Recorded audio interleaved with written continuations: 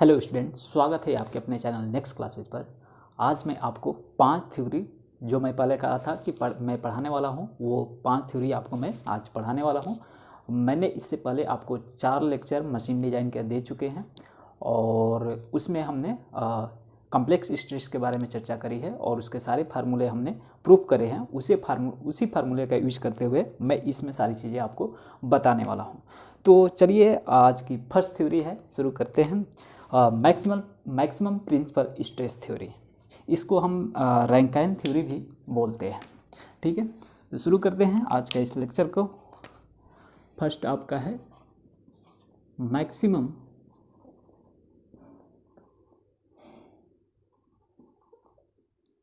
Principal stress theory.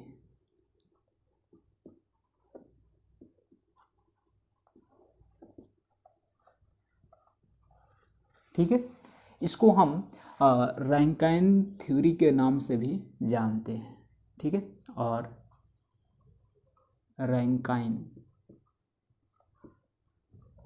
Theory, ठीक है, it is also known as, अब देखो इसको मैं लिख दे रहा हूँ, मैक्सिमम प्रिंसिपल स्ट्रेस थ्योरी यानी कि रैंकाइन थ्योरी, यानी कि हम इसे रैंकाइन थ्योरी के नाम से भी जानते हैं। It is used for brittle material, यानी कि ये जो थ्योरी है जो मैं बताने वाला हूँ फार्मूला, वो ओनली ब्रिटल मटेरियल के लिए ही यूज होगा। तो आप इसके बारे में लिख लीजिए स्टार बना करके। It is used for brittle material,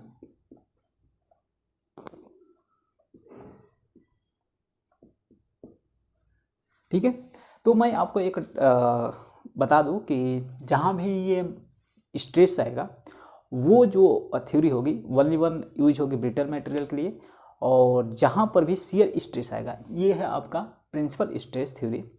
तो जहाँ पर भी आपको स्ट्रेस इस टाइप के आएगा तो नॉर्मल फोर्स वगैरह नॉर्मल स्ट्रेस आएंगे, तो वहाँ पर ये यूज होने वाला है क्या, ब्रिटल मटेरियल यूज करेंगे। और जहाँ पर शियर स्ट्रेस यूज होगा वहाँ पर हम लोग क्या कौन सी मटेरियल यूज करेंगे, तो डक्टाइल मटेरियल का यूज करने वाले हैं। तो अकॉर्डिंग टू दिस थ्योरी, ये थ्योरी आपको क्या बोलता है इसके बारे में लिख लेते हैं। According to this theory, according to this theory failure, यानी कि हमारा जो मटेरियल यानी कि जो शाफ्ट हम बनाएंगे या फिर जो भी चीज़ें हम बनाएंगे वो फेल्योर कब होने वाला है, तो according to this theory failure will occur,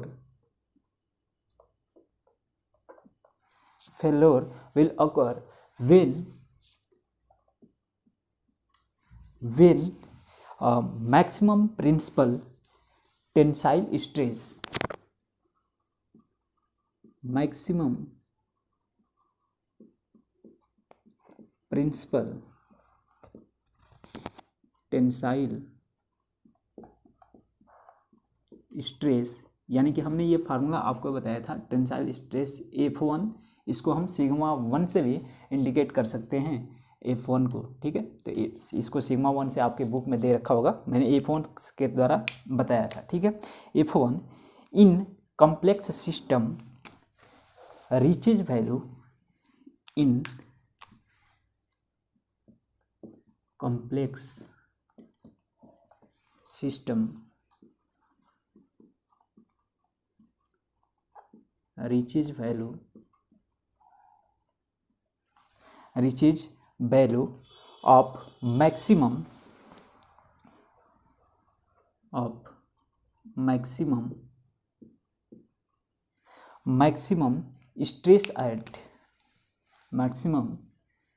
stress at elastic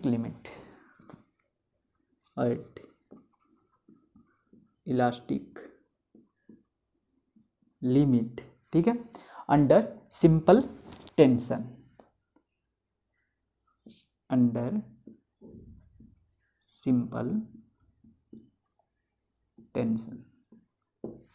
ठीक है। या फिर इसको हम ऐसे भी थोड़ा सा मैं आपको ये टेंसाइल स्ट्रेस F1 की बात हुई थी इसमें, और कंप्रेसिव स्ट्रेस की भी बात हो सकती है, और करके लिख लेंगे आप,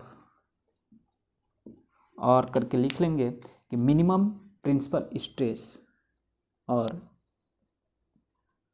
minimum principal stress, minimum principal stress F2 मैंने बताया था, F1 F2 F3 तीन स्ट्रेस वर्क कर रहे थे। तो यहाँ पर एक हो जाता है मैक्सिमम, और एक होता है मिनिमम, और एक होता है इंटरमीडिएट। तो इंटरमीडिएट वाला ख़त्म हो जाता है, ठीक है।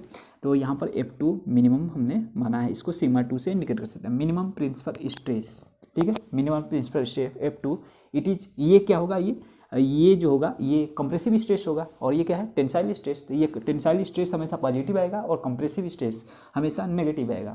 तो इसको हम लिख लेंगे F2 it is negative, it is negative, ठीक है।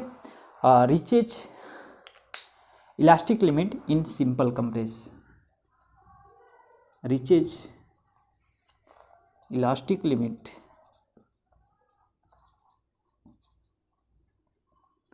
इन सिंपल क्या होगा, कंप्रेस, ठीक है। अब चलिए, तो हम क्या लिखेंगे, ये सारी चीज़ें आप नोट कर लीजिए। जैसे ये अगर कभी थ्योरी बोल देता है, थ्योरी वगैरह बताने को, तो थ्योरी को आप एग्जाम में इस टाइप से लिखेंगे, और इसके नीचे आप फार्मूले वगैरह लिखेंगे, और इस पर विशेष तौर से क्वेश्चन ही आता है, ठीक है। तो कभी कभी थ्योरी भी पूछ देता है, तो थ्योरी वगैरह इस टाइप से लिखेंगे, और मैं इसके बाद लिखवा रहा हूँ फार्मूले इसके। तो नोट कर लिए, जल्दी फटाक से नोट कीजिए, मिटाओ इसे। चलिए मैं इसे मिटाता हूँ।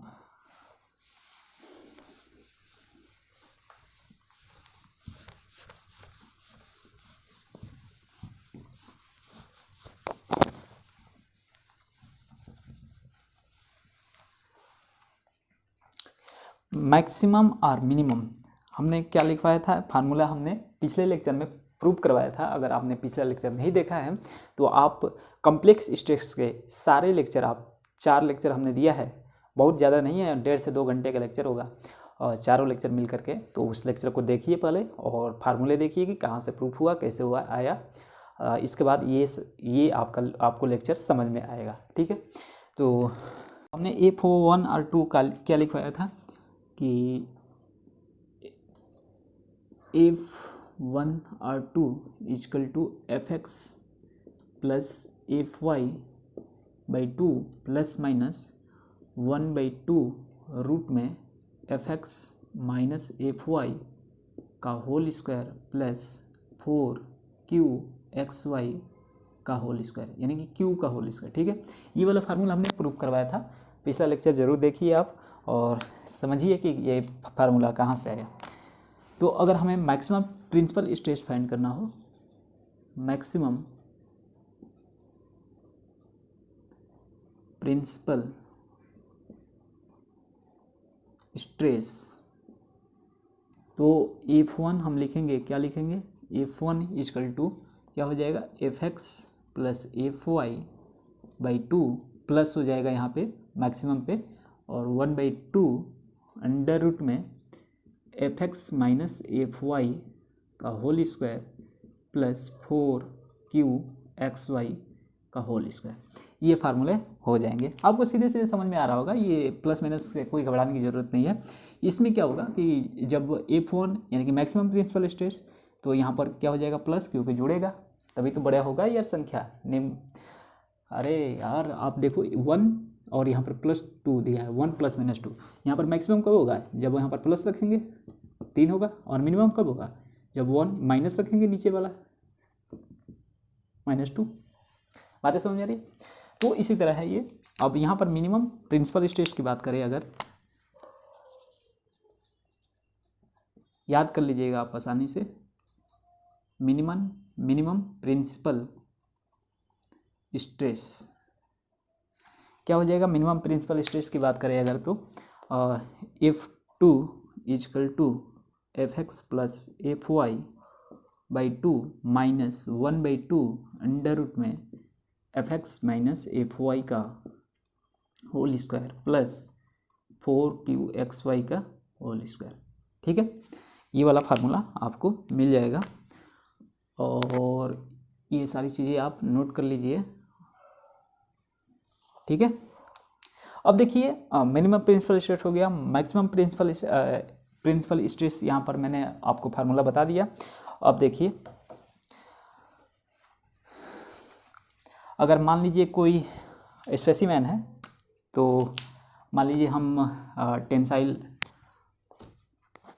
स्ट्रेस लगा रहे हैं, तो टेंसाइल लोड लगा रहे हैं या फिर स्ट्रेस लगा रहे हैं, तो स्पेसिमेन पर टेंसाइल तो इस टाइप से होगा।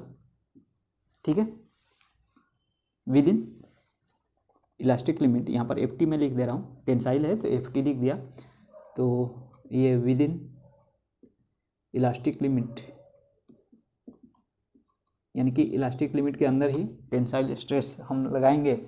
अगर इलास्टिक लिमिट के बाहर हो गया तो क्या होगा, मटेरियल फेल्योर हो जाएगा, यानी कि स्पेसिमेन अपनी फेल्योर हो जाएगी। अगर मान लो हमें कंप्रेसिव स्ट्रेस की बात करें तो इस तरह से लगेगा, दोनों इस तरह से कंप्रेस, यानी कि एफ सी मैं इसे इंडिकेट कर दे रहा हूँ।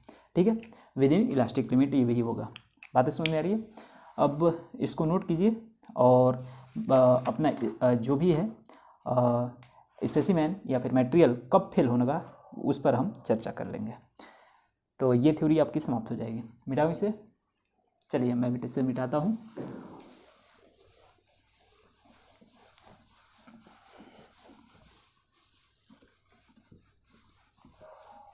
थ्योरी को आप याद कीजिएगा, आसान है। तो मटेरियल कब फेल्योर होगा, यानी कि असफल होने का प्रतिबंध।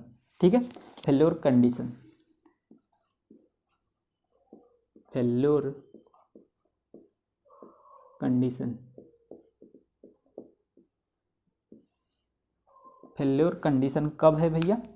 तो F1 के जो वैल्यू होगी, F1 यानी कि मैक्सिमम प्रिंसिपल स्ट्रेस की जो वैल्यू होगी is greater than or equal to FET, यानी कि टेंसाइल अंदर इलास्टिक यानी कि फोर्स जो है, स्ट्रेस जो है, स्ट्रेस टेंसाइल स्ट्रेस अंदर इलास्टिक लिमिट, FET का वैल्यू हो गया। FET का मतलब हो गया कि टेंसाइल स्ट्रेस अंदर इलास्टिक लिमिट के बराबर हो या इससे ज़्यादा हो F1 का वैल्यू, तो क्या होगा, वो जो मटेरियल होगा वो फेल्योर हो जाएगा। ठीक है, तो इसको मैं मॉड लेता हूँ, इससे कोई वो नहीं है कि हमेशा अगर मान लीजिए यहाँ पर नेगेटिव आ गया तो इसका मतलब ये नहीं कि ये कम है और ये ज़्यादा है। मान लीजिए F1 की वैल्यू आपकी 10 दी हुई है और FET की वैल्यू दी है -20, तो -20 बड़ा है या 10 बड़ा है, ठीक है, ये नहीं देखना है। तो -20 या 10 बड़ा है, तो हमें यहाँ पर ये देखना है कि -20 बड़ा है, इससे हमें मतलब नहीं रखना है नेगेटिव साइन से। ठीक है, अगर नेगेटिव साइन से लेते हैं तो 10 बड़ा हो जाता है। ठीक है, तो यहाँ पर इसलिए मैंने मॉड लगा दिए। ठीक है, अब यहाँ पर देखिए, अगर मान लीजिए F1 का वैल्यू 10 है और FET की वैल्यू -20 है, तो क्या ये मान लीजिए एक कोई मटेरियल है, मटेरियल का F1 की वैल्यू 10 और FET की वैल्यू -20 है, तो क्या FET की वैल्यू जो होगी कंप्रेसिव में, ये माइनस में वैल्यू आएगा FEC की वैल्यू। ठीक है, कंप्रेसिव में माइनस आएगा और टेंसाइल में प्लस वैल्यू आती है इसकी। ठीक है, FET। बातें समझ में आ रही है? तो F1 की वैल्यू 10 और FEC की वैल्यू मान के चलिए अगर -20 हो गई, तो F2 की वैल्यू मैं लिख दे रहा हूँ इसी वाले रूप में। तो F2 is greater than or equal to FEC। तो कोई मटेरियल है, इसके F1 की वैल्यू, F2 की वैल्यू 10 है, F2 की वैल्यू 10 है और FEC की वैल्यू -20 होगा, तो क्या वो मटेरियल फेल्योर होगा या नहीं होगा, आप बताइए। ठीक है, अगर नहीं समझ में आ रहा हो तो मैं बताने की कोशिश करूँगा। ठीक है, इसी लेक्चर में बता दूँ। चलिए थोड़ी सी मैं एक हिंट दे देता हूँ। F2 की value is greater then FEC, तो F2 इज ग्रेटर देन और इक्वल टू FEC, अगर इसको फॉलो करता है तो फेल्योर कंडीशन में हो जाता है, अगर इसको फॉलो नहीं करता है तो मटेरियल फेल्योर नहीं होगा।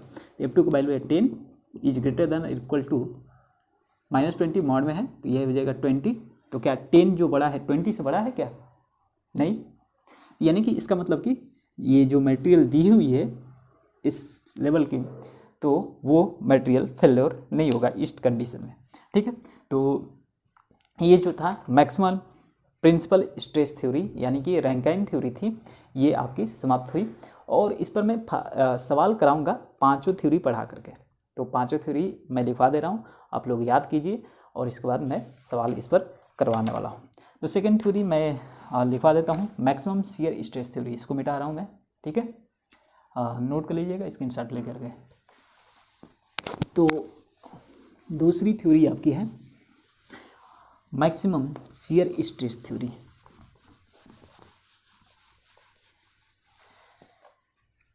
मैक्सिमम शियर स्ट्रेस थ्योरी क्या बोलती है? Second theory,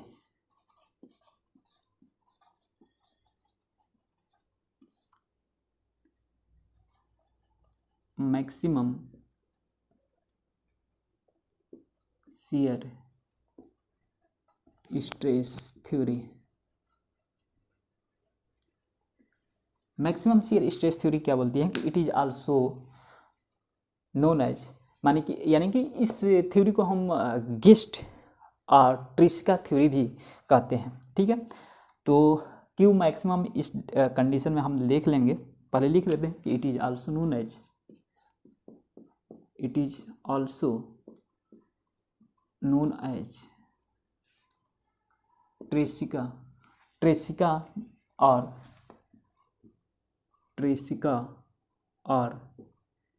guest theory. ठीक है, तो क्यू मैक्सिमम हमने फार्मूला पहले ही बता दिया था, फार्मूले प्रूफ करवा दिए थे। तो ये क्यू मैक्सिमम यहाँ पर जो होगा क्या होगा, Q maximum is equal to F1 minus F2 by 2। ठीक है, इज इक्वल टू, जो अब मैक्सिमम प्रिंसिपल स्ट्रेस में से मिनिमम प्रिंसिपल स्ट्रेस घटा दोगे आप लोग और बाई 2 कर दोगे, तो ये आपका क्यू मैक्सिमम का वैल्यू आता है। क्योंकि हमने बताया था कि टेंसाइल स्ट्रेस और मान लीजिए किसी मटेरियल पर टेंसाइल स्ट्रेस वर्क कर रहा है 90 मेगा पास्कल का, तो इस पर ऑटोमेटिक शियर स्ट्रेस 45 का उत्पन्न हो जाता है। ठीक है, समझ में आ रहा है? तो ये सारी चीज़ें मैंने पिछले लेक्चर में बताया था, ये सारी चीज़ें। तो F1 minus F2 by 2 is equal to, इसको सॉल्व करेंगे, मैक्सिमम प्रिंसिपल स्ट्रेस में से मिनिमम प्रिंसिपल स्ट्रेस घटाओगे, इसको सॉल्व करोगे, पिछले मैंने फार्मूला बताया था, तो सॉल्व करने के बाद आता है 1/2 रूट में Fx माइनस Fy का होल स्क्वायर प्लस 4QXY का होल स्क्वायर। ठीक है, तो इस कंडीशन में maximum shear stress theory condition में फेल्योर कंडीशन कब आता है? कोई भी मटेरियल फेल्योर कब होता है, फेल्योर कंडीशन कब होता है, कब? तो material cell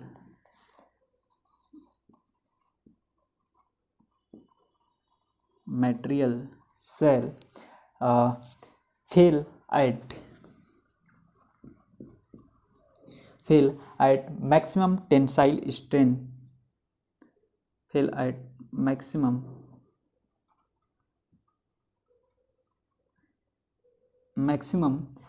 tensile stress under elastic limit, tensile stress under elastic limit।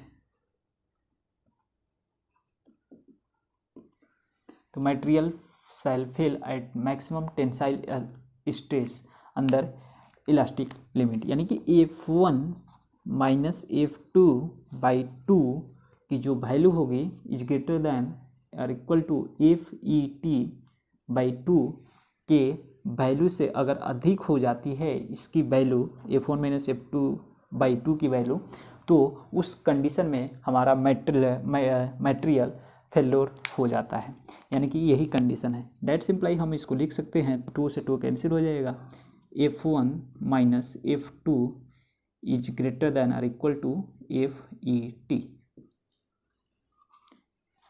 ठीक है, तो फार्मूले वगैरह आप लोग अच्छे से तैयार कीजिएगा और इस पर मैं सवाल अच्छे से तय करवाने वाला हूँ अगले लेक्चर में।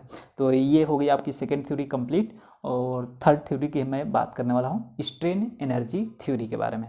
इसे हम हे थ्योरी भी कहते हैं। मिटाऊँ इसे, नोट कर लिए। चलिए मैं इसे मिटाता हूँ।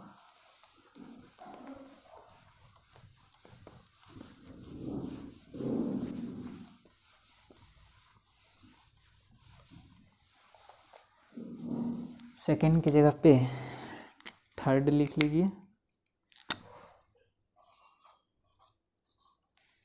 और मैक्सिमम शियर स्ट्रेस की जगह पे मैक्स स्ट्रेन एनर्जी थ्योरी लिख लीजिए।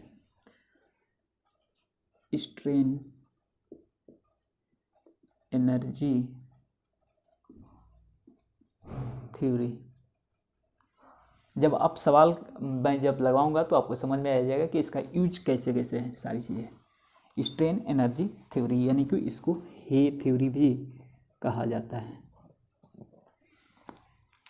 तो इसमें strain energy of a complex system क्या होता है, आप लोगों ने मैकेनिक्स ऑफ सॉलिड में पढ़ रखी होगी थर्ड सेमेस्टर में। Strain energy of a complex stress.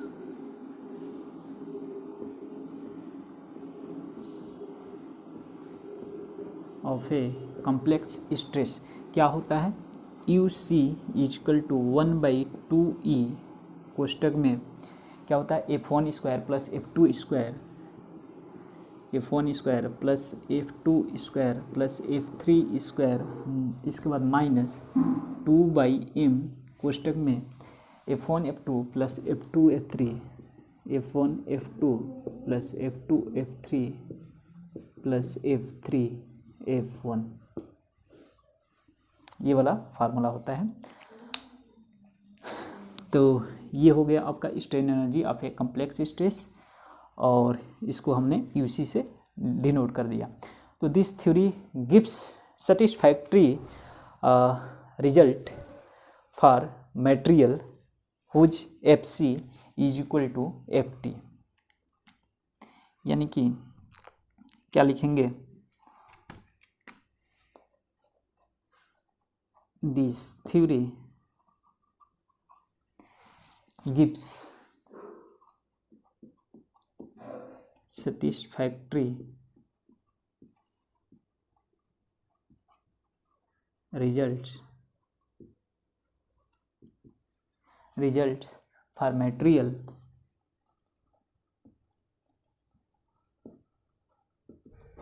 for materials whose क्या होगा, FC is equal to FT। ठीक है, तो UT strain energy of a simple. अब देखिए UC हो गया 1/2, यानी कि ये कॉम्प्लेक्स स्ट्रेस में ये स्ट्रेन एनर्जी होगी, और एक मैं U2 यानी कि strain energy of a simple tension, यानी कि सिंपल टेंशन की स्थिति में स्ट्रेन एनर्जी कितना होती है, मैं आपको वो फार्मूले लिखवाता हूँ। तो UT जो होगा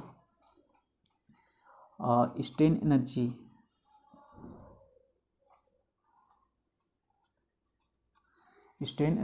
ऑफ ए सिंपल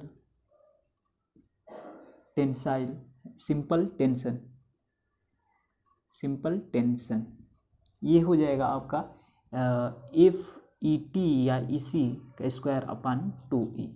तो आप हर थ्योरी में आप देख रहे हैं कि एक मैक्सिमम, जैसे हमने लिखवाया था क्यू मैक्सिमम वगैरह की बात करी थी, तो क्यू मैक्सिमम में मैंने लिखवाया था F1 माइनस F2/2, और इज इक्वल टू अगर हम इसको सॉल्व करते हैं तो 1/2 अंडर में F x minus F y का whole square plus 4q x y का होल स्क्वायर आया था। और इसी कंडीशन में q अंडर टेंसाइल लिमिट, यानी कि एफ क्यू अंडर टेंसाइल क्या होगा, यानी कि shear stress under tensile limit के अंदर, यानी कि टेंसाइल लिमिट के अंदर शियर स्ट्रेस कितना आया था, ठीक है। तो वो आया था FET/2 या फिर FEC/2, यानी कि मटेरियल शैल फेल ऑफ ए मैक्सिमम टेंसाइल स्ट्रेंथ अंदर इलास्टिक लिमिट के। तो अंदर इलास्टिक लिमिट में क्या आया था, FET/2 आया था। तो इसी तरह ये हर जगह कंपेयर किया जा रहा है कि UC = 1/2, ये हो गया कॉम्प्लेक्स स्ट्रेस में, ये स्ट्रेन एनर्जी हो गई, और एक सिंपल टेंशन में स्ट्रेन एनर्जी हो गई। अगर सिंपल टेंशन में स्ट्रेन एनर्जी जो होता है, सिंपल टेंशन में स्ट्रेन एनर्जी से बड़ा अगर इसकी वैल्यू हो जाएगी तो क्या होगा, ये फेल हो जाएगी मटेरियल। नहीं समझ में आ रहा है, फेल हो जाएगी यार मटेरियल, ठीक है। तो मटेरियल कब फेल होगा, फेल्योर कंडीशन आप लिख लो, क्या होगा, मिटाओ इसे, ठीक है। मैं इसे मिटाता हूँ और इसको स्क्रीनशॉट ले लो। तो फेल्योर कंडीशन में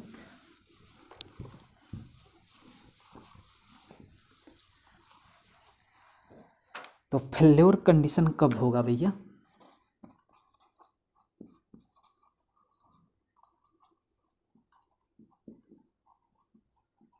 फेल्योर कंडीशन कम होगा जब UC का वैल्यू जो होगा कॉम्प्लेक्स में स्ट्रेन कॉम्प्लेक्स स्ट्रेस में जो स्ट्रेन एनर्जी है, ठीक है ना, स्ट्रेन एनर्जी है, उसकी वैल्यू जो होगी सिंपल स्ट्रेस में स्ट्रेन एनर्जी से कम अधिक हो जाएगी, तो क्या होगा, फेल हो जाएगा। यानी कि UC की जो वैल्यू होगी इज ग्रेटर देन और इक्वल टू UT, ठीक है। तो आप अब यहाँ पे F3 हमने बताया था कि इंटरमीडिएट स्ट्रेस है तो उसको 0 मान लिया जाता है। तो एज्यूमिंग F3 0, एज्यूमिंग F3 = 0, अगर हम इसको 0 मान ले तो UC का वैल्यू क्या आ जाएगा, 1/2E F1² plus F2² minus 2/m F1 F2, ये 3 की जगह पर 0 हो जाएगा तो ये भी 0, 2/m F1 F2 हो जाएगा, बस यही होगा। तो इसकी जो वैल्यू होगी इज ग्रेटर देन और इक्वल टू FET² बाई क्या होता है 2, FET² बाई 2E, ठीक है। 2E से 2E कैंसिल हो जाता है, तो ये जो बचता है F1² plus F2² minus 2/m F1 F2 is greater then और इक्वल टू FET²। ये नोट कर लो, ये वाली चीज़ें याद होनी चाहिए, फेल्योर कंडीशन में ये वाली चीज़ें याद होनी चाहिए। जब मैं फार्मूला आपको सवाल करवाऊंगा तो इसका यूज कैसे होगा, ये सारी चीज़ें आपको समझ में आ जाएगी। फोर्थ थ्योरी क्या है, शियर स्ट्रेस एनर्जी थ्योरी, इसे हम डिस्टॉर्शन और हैंकी थ्योरी भी कहते हैं। तो ये चौथा आपका फार्मूला होगा, चौथा थ्योरी होगा, तो इसको नोट कीजिए। चलिए मैं इसे मिटाता हूँ, नोट कर लिए होंगे आप लोग। ये थर्ड थ्योरी हो गई, और फोर्थ थ्योरी आपके बुक में भी दे रखा होगा, तो आपके बुक में समझ में नहीं आएगा कैसे कैसे क्या दे रखा है। अभी मैं जब सवाल इसको करवाऊँगा तो बहुत आसानी से आप लोग समझ जाएंगे, ठीक है। तो फोर्थ जो आपकी थ्योरी है,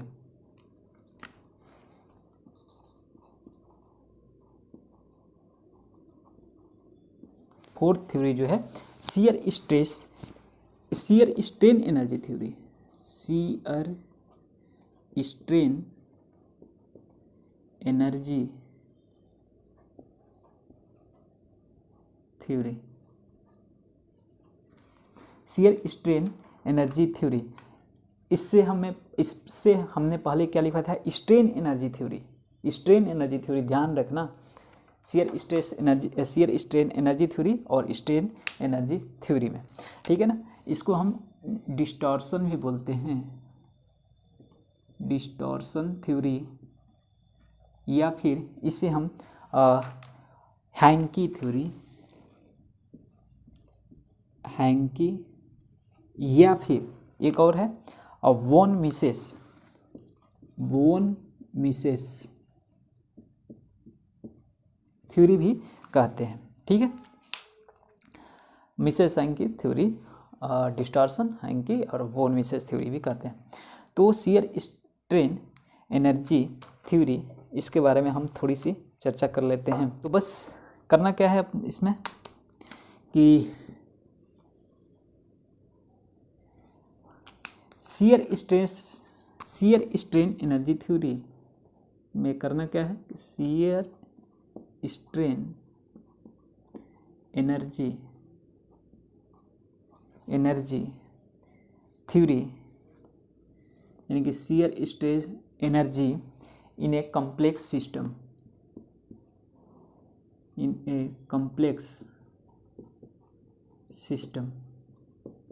तो shear strain energy in a complex system में कितना होता है शियर स्ट्रेन एनर्जी, तो UC is equal to 1/12G, G का is equal to modulus of rigidity, और मैं उसमें मैं बताना भूल गया 1/m क्या था वहाँ पर, पॉइजन रेशियो था।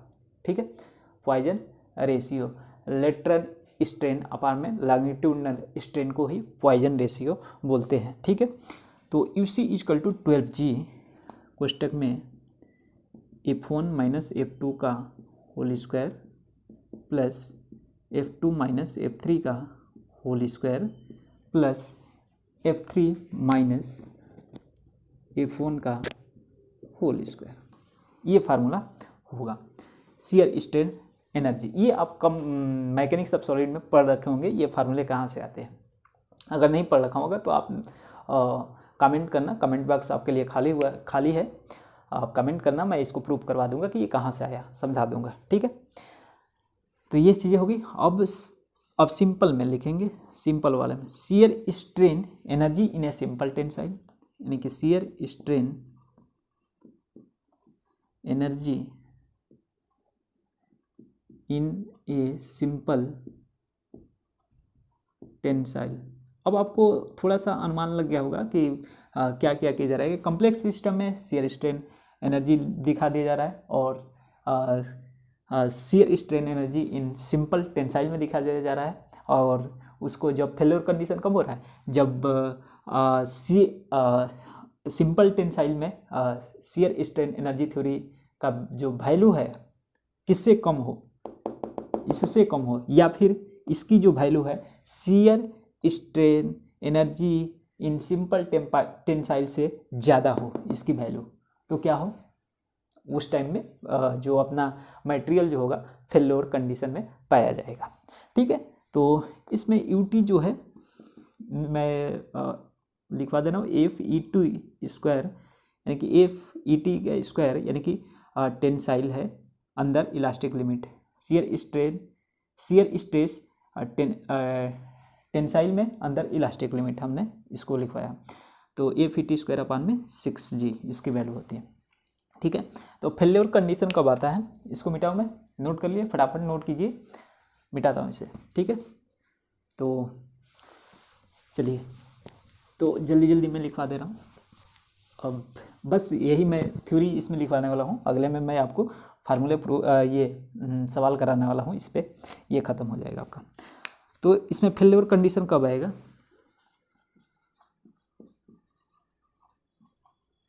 फेल्योर कंडीशन कब आएगा, जब UC की वैल्यू जो होगी, UC इज ग्रेटर देन और इक्वल टू UT। ठीक है, यानी कि F1 माइनस F2 का whole square plus F2 minus F3 का whole square plus F3 minus F1 का whole square is equal to FET का होल स्क्वायर, और अपान में 6G था, और यहाँ पर था 1/12G था, हमने यही तो लिखवाया था। ठीक है ना, तो ये हमने क्या करा, अगर मैं यहाँ को 6G 2 जा 12G और 2 को मैं यहाँ पर लेकर चला हूँ, तो मैं डायरेक्ट लिखवा दे रहा हूँ। ठीक है, तो ये 2 यहाँ पर आ जाएगा, तो मैं इसको मिटाऊँ, और इसको तो ये हो जाएगा, डायरेक्ट हो जाएगा 2FET का स्क्वायर। बातें समझ आ रही क्या? ठीक है, ये हो। अब 1 मैं बताना भूल गया कि जहाँ भी शियर स्ट्रेस होगा, शियर स्ट्रेन होगा, वो जो होगा, ये फार्मूले जो होंगे ओनली वन डक्टाइल मटेरियल के लिए यूज होंगे। ठीक है, और जहाँ भी शियर स्ट्रेस को छोड़कर नॉर्मल स्ट्रेस होगा, मैक्सिमम प्रिंसिपल स्ट्रेस होगा, वहाँ जो वो चीज़ें फार्मूले यूज होंगे वो किसके लिए यूज होंगे? ब्रिटल मटेरियल के लिए यूज होंगे। शियर की बात जहाँ भी आती है वो डक्टाइल मटेरियल, ठीक है, और प्रिंसिपल स्ट्रेस वो क्या होगी? Brittle material. ठीक है, तो ये F1 में F2 का ये सारी चीज़ें हो गई। तो ये है डक्टाइल में वर्क करेगा। ठीक है, एज्यूमिंग F3 = 0, हर जगह एज्यूम कर लिया जाता है कि F3 का वैल्यू 0 है। F3 = 0, तो आ जाएगा इसका F1 - F2 का whole square plus F2 square plus F1 square is greater than equal to लिख लिया जाता है, तो यहाँ पर इज इक्वल टू ले लिया जाता है। ठीक है, कोई बात नहीं। तो F1 F2 F1 square is equal to 2FET का स्क्वायर। जब सवाल को सॉल्व किया जाता है तो is greater than equal to की जगह पे बराबर ले लिया जाता है। बातें समझ आ रही?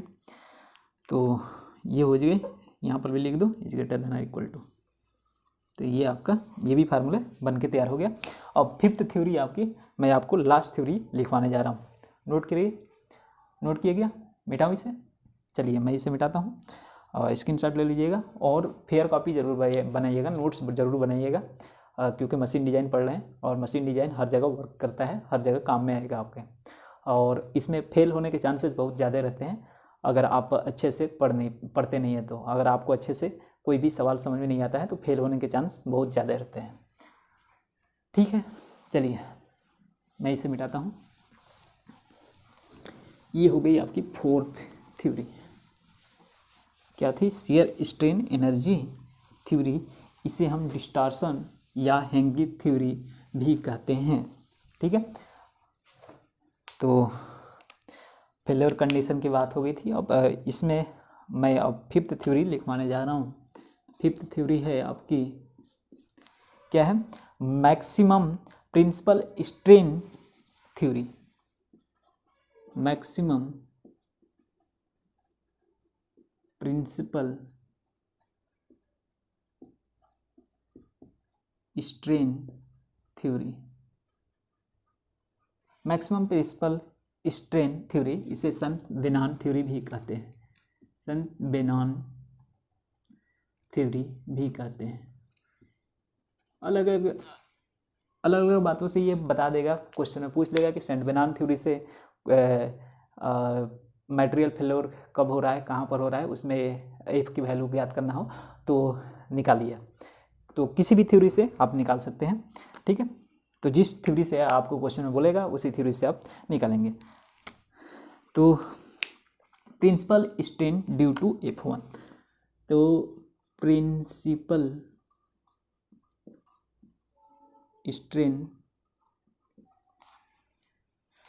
Due to F1,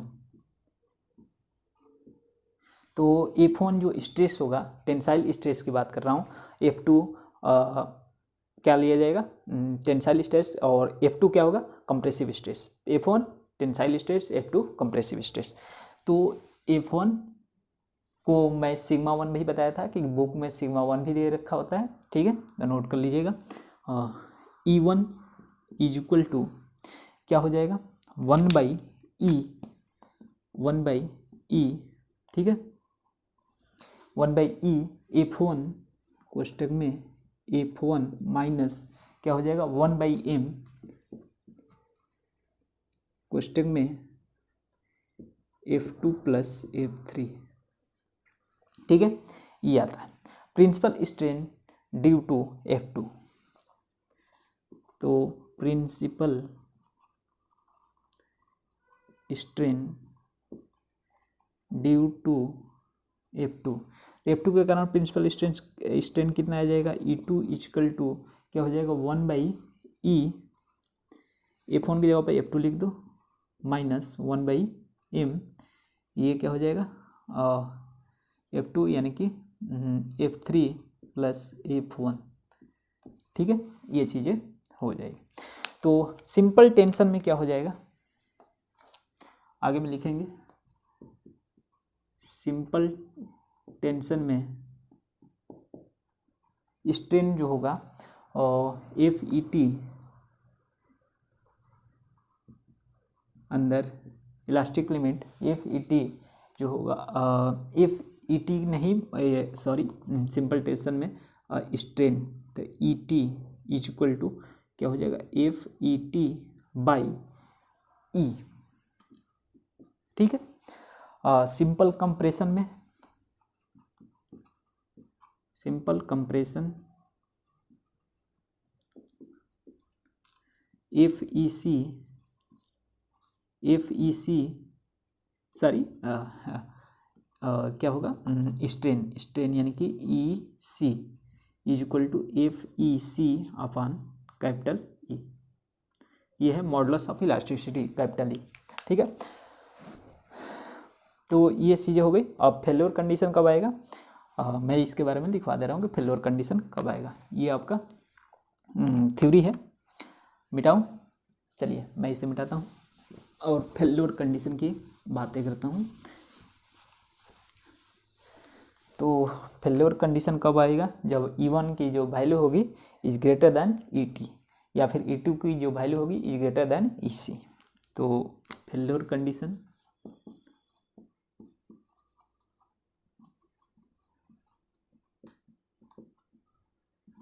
in failure condition, तो इफ E1